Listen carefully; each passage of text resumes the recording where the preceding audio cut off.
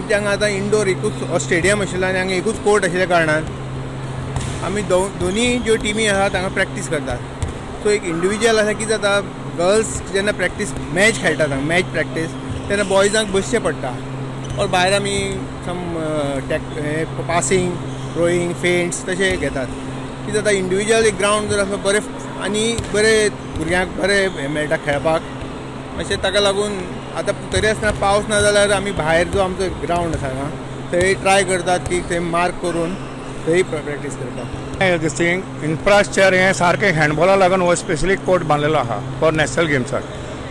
आतां एरिया बिरिया सारकी आमगेले अप टू द स्पेसिफिकेशन आसा, कांयच प्रॉब्लम ना आमकां इन्फ्रास्ट्रक्चराची. सारको अपडेट आहा ग्रावंड.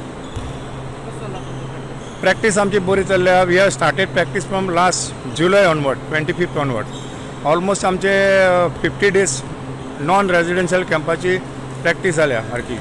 आतां आनी आमचे रेजिडेन्शियल कॅम्प स्टार्ट जातलो from 22nd or 23rd onwards.